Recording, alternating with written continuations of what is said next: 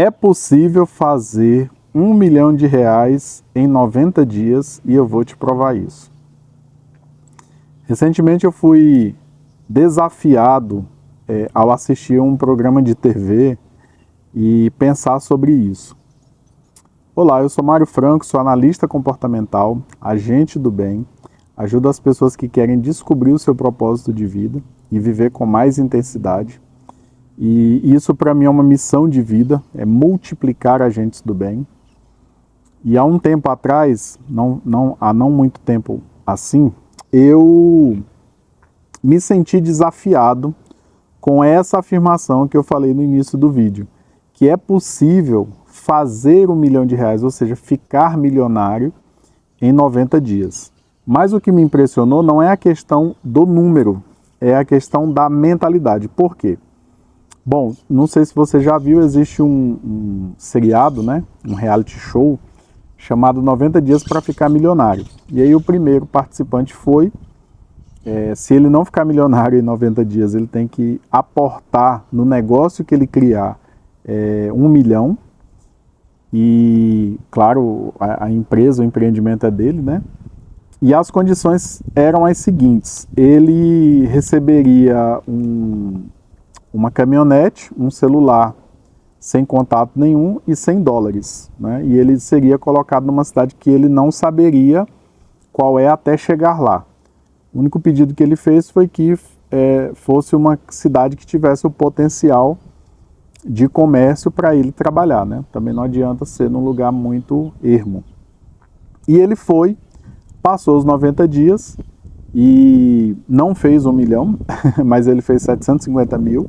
Na verdade, aí eu fui entender melhor, né? Ele criou um negócio que valia 750 mil, entende? Então, é basicamente isso. Mas isso não me impressionou muito. Se você é paciente, você vai ouvir a história toda e entender o que aconteceu e também como fazer o mesmo.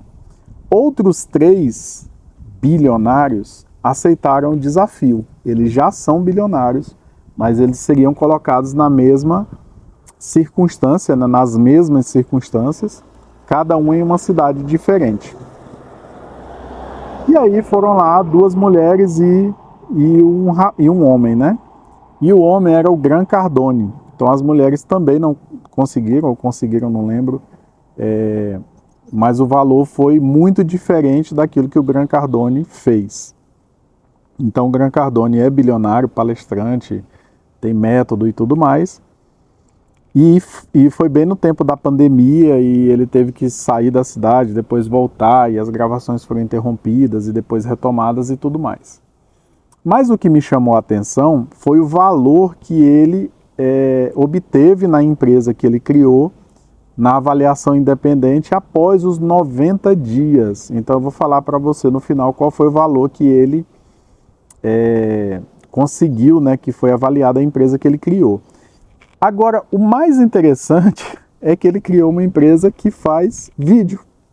Não é que, você não entendeu, não é que ele cuida de redes sociais e faz um monte de coisa e cria um excelente plano de marketing, um produto e tal. Simplesmente, ele criou uma empresa que vende o serviço de fazer vídeos. E aí eu fiquei impressionado, porque eu falei assim, mas eu também sei fazer vídeo. Só lá essas coisas, mas também sei, né? Então ele criou ali uma empresa de vídeo e essa empresa foi avaliada no final e a avaliação é independente, né? Então não depende ali do criador da empresa, né?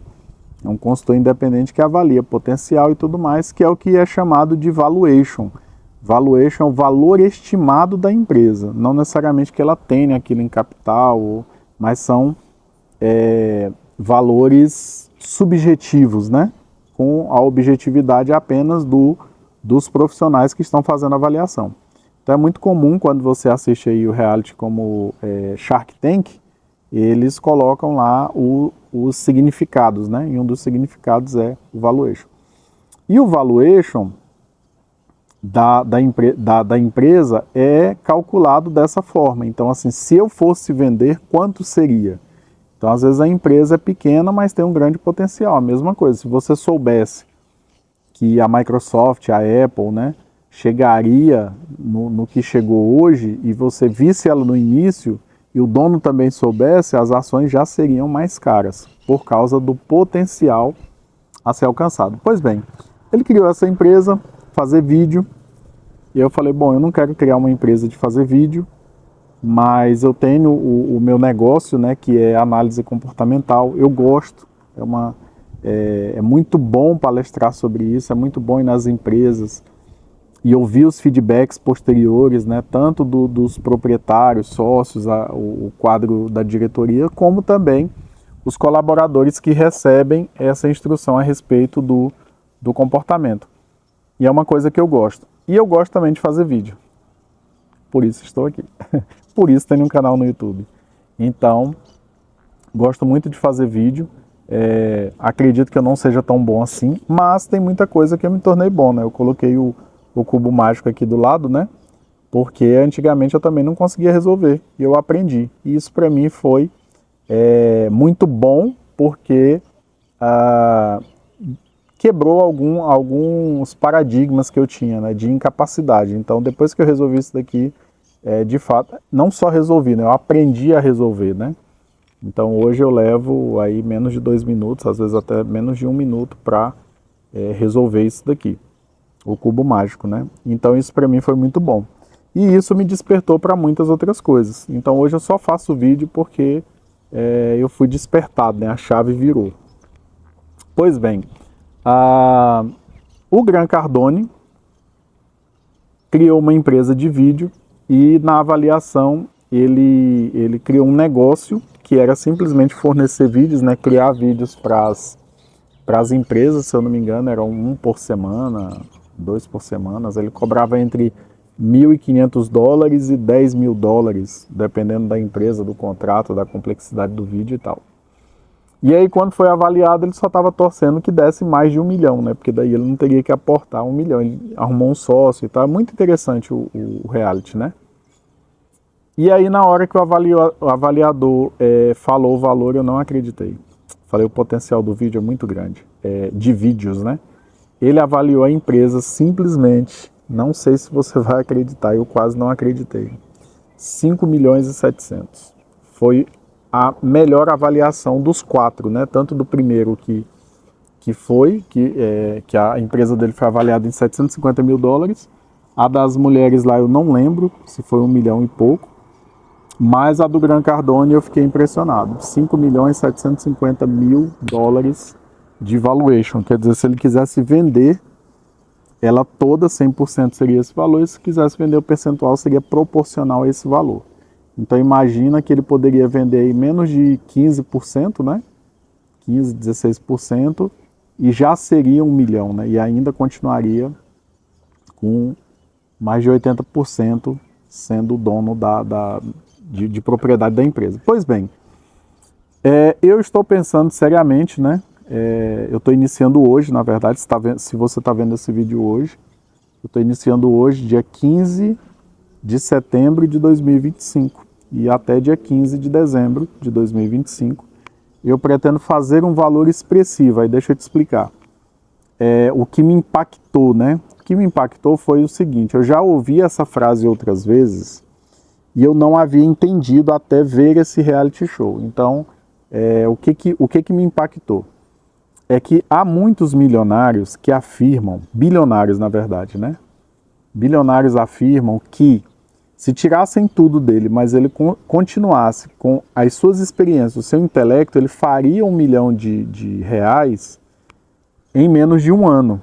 Então esse, por exemplo, fez em 90 dias e com $100 no bolso, né? Nem dizer que ele tinha um networking, que ele podia contar com os amigos e tal, como foi o caso lá, né? Foi bem interessante, eu também assisti uma reportagem, acho que foi do Cabrini com o Ike Batista, e ele disse, não, porque eu estou andando de helicóptero emprestado. Falei,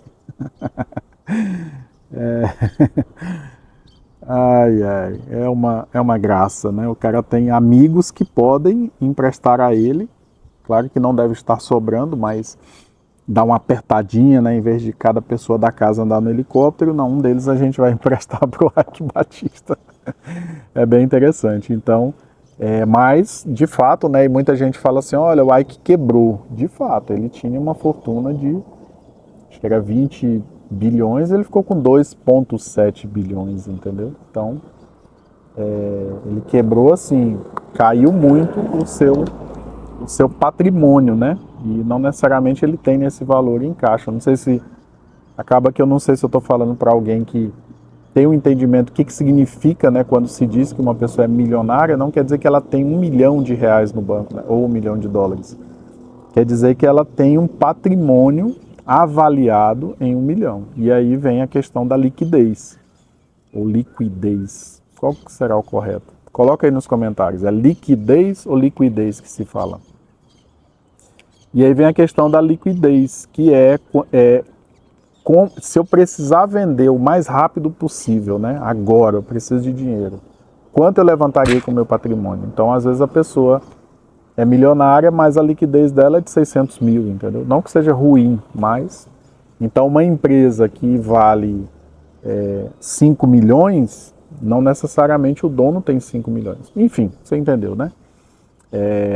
Talvez também se ele fosse vender, então depende muito, né? Às vezes a empresa tem dívida e vale muito. Por quê? Porque ela fez a dívida e conseguiu se valorizar, né? Comprar equipamentos e tudo mais, enfim. E aí o que me chamou a atenção foi isso, porque como que uma pessoa consegue levantar US$ 1.000.000 em um ano? Mas aí tem algumas pessoas que afirmam que conseguem levantar um milhão de reais, no caso, né? Eu ouço mais entrevistas em português, né? E aí a pessoa consegue em 90 dias. Então eu fico pensando, tá, acho que eu não consigo fazer 1.000.000 em 90 dias, ok, para você entender. Não é que daqui a 90 dias eu vou ter 1.000.000 na conta, um patrimônio de 1.000.000. Mas fica a pergunta, quanto de quanto patrimônio estamos falando que uma pessoa comum consegue criar em 90 dias, em dinheiro, em capital, em ideia, em negócio, em gambiarra, né? Porque tem gente que às vezes ele não consegue juntar o dinheiro, mas ele consegue ter ali produtos, né? Que valham alguma coisa. Tem gente que não consegue montar um negócio, mas ele faz gambiarra de forma que ele sobrevive assim. Inclusive tem muita gente que sobrevive assim, né? Que faz muita gambiarra. Então eu pergunto para você, honestamente, você acha que é possível uma pessoa comum fazer 1.000.000 em 90 dias? Se você não acha, quanto você acha que uma pessoa comum consegue fazer em 90 dias? Vou até melhorar a pergunta. Quanto você acha que eu consigo fazer em 90 dias? E aí eu vou te falar aqui as habilidades que eu tenho, meus planos, né? Mas eu também quero ouvir sugestões, né? Porque dá um friozinho na barriga, viu? Não é tão simples assim, não. Eu também sinto um certo frio na barriga quando eu falo isso, porque dá um certo medo, né? Você pensar assim, puxa, eu posso me surpreender e fazer um valor muito alto, eu posso me surpreender e fazer um valor muito baixo, por fazer um valor muito baixo, ou eu posso até mesmo me surpreender e descobrir que eu não vou fazer valor nenhum, né? Isso é um pouco... dá um frio na barriga, né? É um pouco amedrontador, né? Sem saber onde a gente está se metendo. Mas assim, algumas dúvidas que eu tenho, que eu quero a sugestão de vocês, são o seguinte. Tá, são 90 dias, do dia 15 de setembro até o dia 15 de outubro dá um mês, do dia 15 de outubro até o dia 15 de novembro dá 2 meses, do dia 15 de novembro até dia 15 de dezembro dá 3 meses, que são em torno de 90 dias, né? Acredito que dê 90 certinho, se eu não me engano. Mas se não der, vai dar 89, 91 por aí. 2 pontos percentuais, né? Para mais ou para menos. 2 dias. Então, assim, o que é melhor? Investir no online ou investir no presencial? Por exemplo, para alcançar uma meta satisfatória. Primeiríssima coisa, né, que eu acho importante, de quanto você acha que tem que ser a meta? De quanto você acha que tem que ser esse objetivo, né? Você acha que tem que ser assim, pode ser 1.000, pode ser 10.000, pode ser 100.000, seria o ideal, né? Imagina, com 100.000 aí sim, os próximos, aí sim eu ia te falar, né? Os próximos 90 dias eu vou continuar o plano, mas aí já no novo nível, né? Já se conhecendo muito melhor. Então, quando eu falei 1 milhão em 90 dias, é porque eu pretendo a cada 90 dias fazer o ciclo, certo? Então, seria isso, basicamente. Então, eu pergunto para você, quanto você acha que começando hoje é possível fazer? Quanto você acha que eu vou fazer? Essa é a grande questão. E também, qual você acha melhor, trabalhar estritamente no online ou trabalhar no presencial, né? Vender os serviços para as empresas diretamente, né? Fazer palestras em company, atendimentos presenciais, ou investir no online, criando mais e mais conteúdo e, e vendendo, né? Criando curso e tudo mais, não sei. E eu estou perguntando pelo seguinte, porque numa área confortável, né, numa zona de conforto assim, é muito simples eu continuar vivendo o que eu já estou hoje e simplesmente continuar fazendo, né? Mas a pergunta é, quando você tem um prazo, que existe um prazo, até dia 15 de dezembro. Então, como deve ser organizado esse prazo, né? Como deve ser acompanhado, na verdade, né? Por mês, por semana, então eu já sei que eu tenho três datas importantes, né? O fechamento do primeiro mês, do segundo mês e o fechamento geral do terceiro mês. A outra coisa é saber como seriam as semanas, né? Porque 90 dias dá em torno de 12 semanas. Então seria interessante também, o que você acha, né? De colocar por semana. E talvez até diário, né? E com relação ao presencial e online, de fato eu estou perguntando para vocês qual você acha melhor, porque surge essa dúvida, né? Quando a gente está tranquilo, a gente pode investir só em um, de vez em quando nos dois. Mas e quando a gente tem um prazo, né? Quando a gente tem uma meta, é melhor focar em um e continuar nesse até o final da meta, até o final do prazo, ou é melhor justamente diversificar? Ou diversificar seria ruim, porque aí dividiria como é que fala? Dividiria o tempo, né? O foco. O foco seria dividido.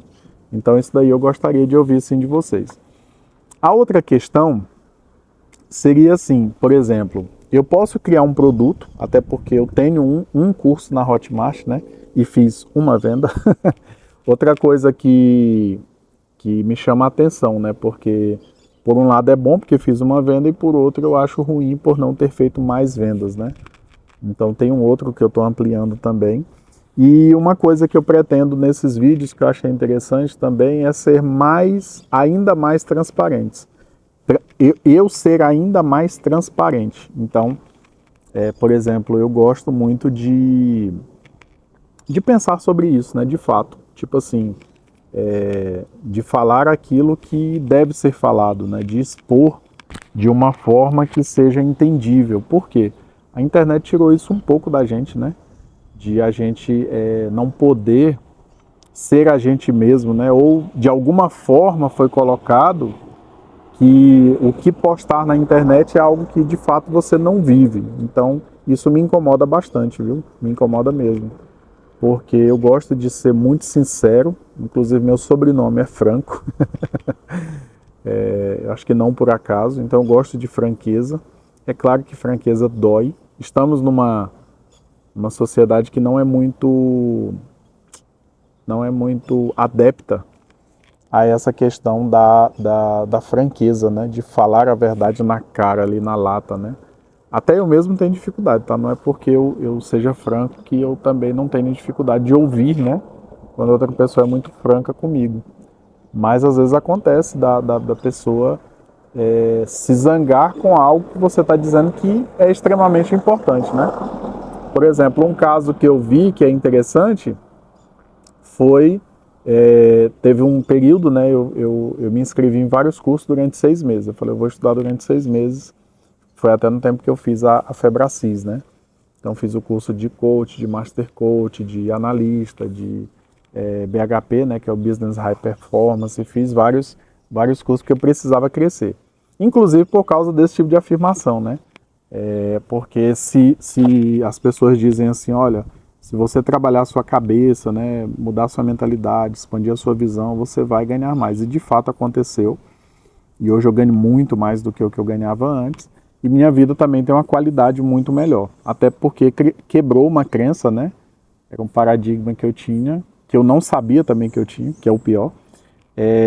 Que o rico, ele não tem qualidade de vida. Não sei por que razão. Na minha cabeça, quando eu fui ali mergulhar, né, fazer essa jornada para dentro, eu percebi que eu tinha essa crença, que o rico não tem qualidade de vida, que rico é todo mundo separado, briga em casa, é o cara com vontade de se matar, sei lá, não sei. Eu sei que eu identifiquei isso. Depois fui conhecendo pessoas que têm um padrão melhor de vida, né? Não sei se necessariamente ricos, mas assim, pessoas que têm muito mais dinheiro do que eu, né? Pessoas que conhecem Dubai, entendeu? Então eu percebi que tem sim qualidade de vida, né? Que existe sim problema, né? Mas a pobreza não é virtude, né? Então tem gente que às vezes vive num lugar ermo e com dificuldade e tem os mesmos problemas que eu achei que eram próprios de ricos, né? Então eu acho que a qualidade de vida não está na quantidade de dinheiro que uma pessoa tem, mas está no jeito que ela leva a vida, né? A sua mentalidade, a sua visão, as suas crenças, o seu jeito de tratar as pessoas principalmente, né?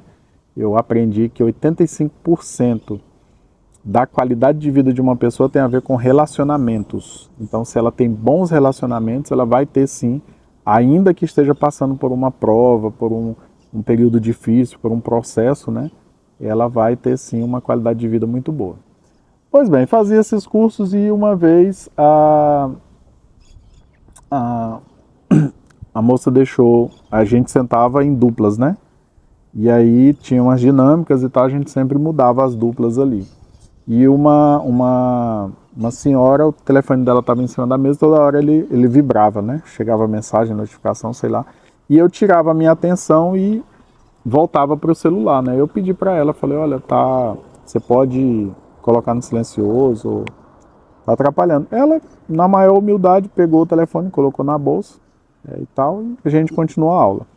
Ok. Em outro curso, eu já estava já estava fazendo muito curso um atrás do outro, né? E aconteceu a mesma situação. Tinha uma senhora do meu lado, era outra pessoa, e aí o celular dela a mesma coisa, né? Toda hora vibrava e tal, e aí aquilo me incomoda, né? Porque vibrava em cima da mesa, né? E aí eu fui pedir para ela avisar, né, que estava incomodando. Nunca mais ela falou comigo. Você vê, né? Então, assim, são reações diferentes à mesma situação. Não precisa colocar nos comentários, eu sei que eu sou enjoado. Não é muito fácil conviver comigo, né?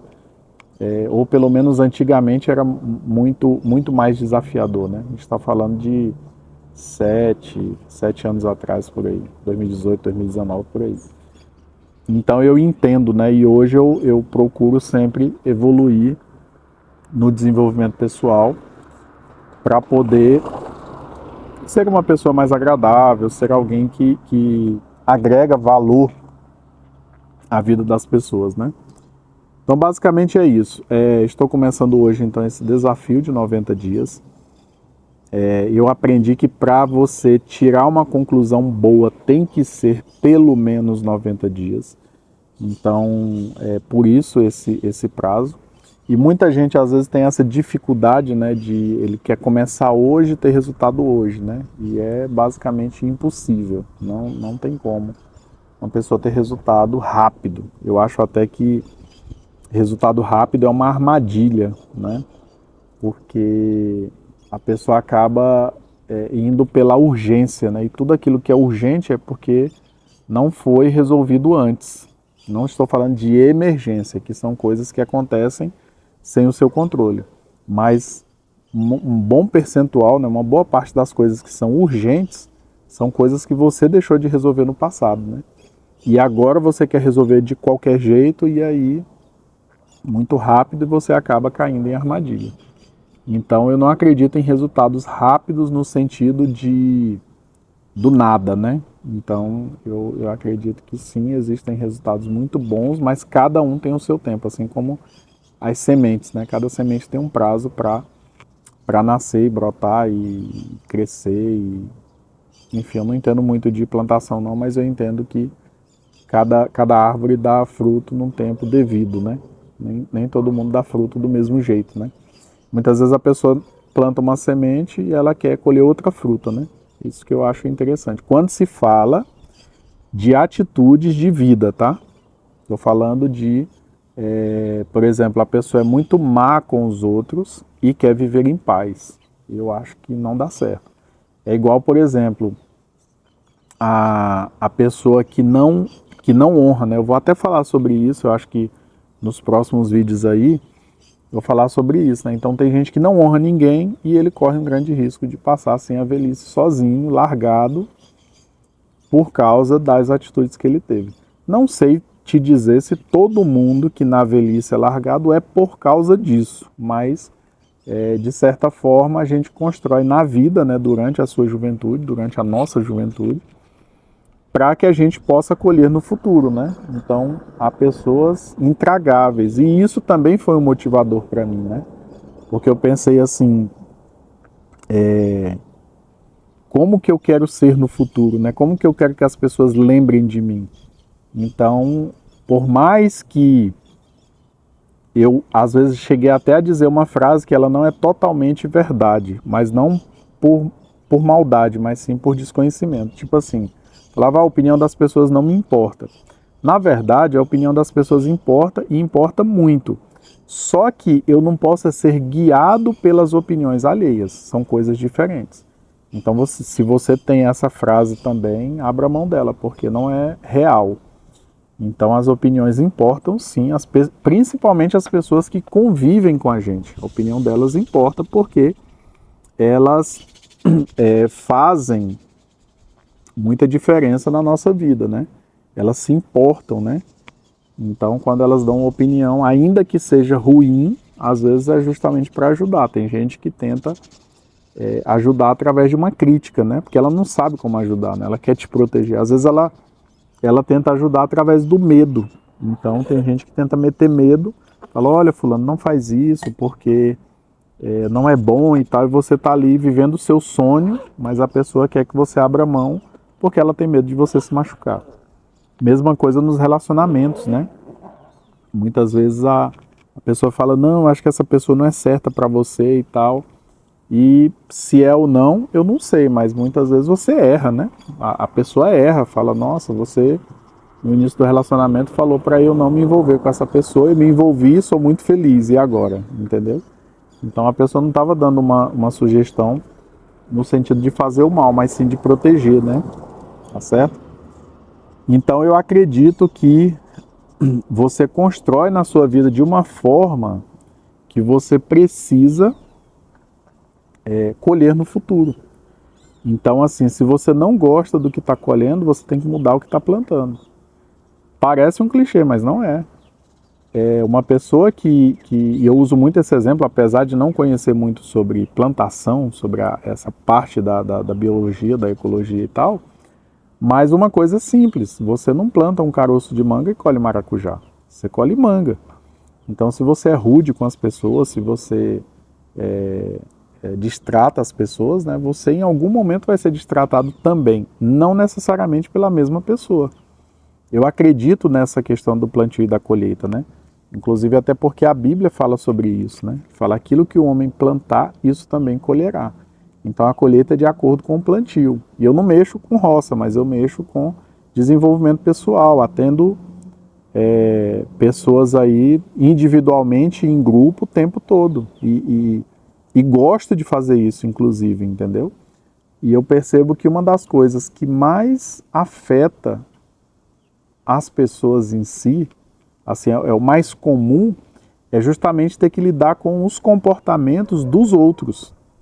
Até o dia que essa pessoa percebe que ela está simplesmente recebendo de volta aquilo que ela dá. Porque é muito fácil você se desfazer de alguém que está, digamos assim, abaixo de você, né?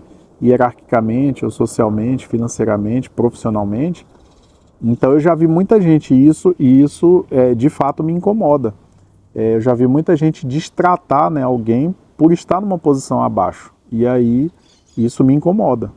É uma injustiça social que eu tenho muita dificuldade de lidar, porque eu não sei como lidar com isso, né? Muitas vezes já me meti em confusão, inclusive, por me meter em assunto que não tinha nada a ver comigo, mas que me incomodou. E isso é algo que é um gatilho para mim, né? Para eu poder tomar ali as dores da pessoa e acabar arrumando confusão, inclusive, né? Talvez até a pessoa que está sendo injustiçada, ela não reagiria, ou ela não sente a necessidade de reagir daquela forma, né? E às vezes eu, que não tinha nada a ver com o assunto, tomei as dores da pessoa e fiz algo que foi além do que ela faria, né? Mas em todos os casos eu resolvi, tá? Então, assim, tem essa parte boa para contar, né? Mas a injustiça social é uma coisa que me chama muito a atenção. Por exemplo, talvez você trate o garçom que está te servindo mal e depois você é maltratado pelo seu chefe. E aí você fala assim, nossa, eu estou sendo injustiçado e tal. Por quê? No momento em que você estava numa posição, não quer dizer que você seja melhor que o garçom, mas naquele momento ele estava te servindo, né? E você foi rude, às vezes ele cometeu um erro, anotou uma coisa errada e você, em vez de usar uma misericórdia, né, uma graça, você usou uma justiça ou uma injustiça, né? E denegriu a imagem, falou alguma coisa, enfim. E aí depois fazem o mesmo com você. E aí você não sabe por quê, né? Então, por exemplo, uma vez a gente saiu da igreja, né? Eu estava com os irmãos, eu não os conhecia ainda muito bem, né? Mas o pastor estava lá, os irmãos e tal, e assim, final de domingo, final de culto, né? Domingo à noite, a gente marcou um lugar, saímos, minha esposa não estava nesse dia, nem minha família, não estava viajando. E aí nós sentamos à mesa lá, fizemos o pedido e tal, e demorou, né? Que é normal de um lugar cheio, ainda mais domingo à noite, que é quando os crentes saem para comer, né? Isso tem uma coisa que crente gosta, é de comer. E aí teve um irmão que ele começou a reclamar. Tipo assim, ele não reclamou para os outros, ele reclamou para a gente. E eu repreendi o irmão, mesmo sem conhecer. Eu falei, rapaz, a gente está aqui, ó, tranquilo, de boa, né? Estamos todos conversando.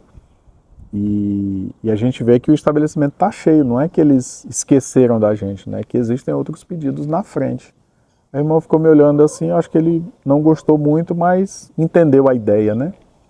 De que, de fato, se a gente está ali tranquilo, né? E a gente sabe que fez o pedido, foi anotado e tal, e não tinha tanto tempo assim. Eu acho que é mesmo a questão da pressa, né? É engraçado que pressa é algo subjetivo, né? A pessoa fala assim, nossa, você demorou. Demorou quanto, né? O que é demorar, né? Como é que se diz, né? 1 minuto é muito ou pouco, né? É pouco para quem está do lado de dentro do banheiro e é muito para quem está do lado de fora apertado, né?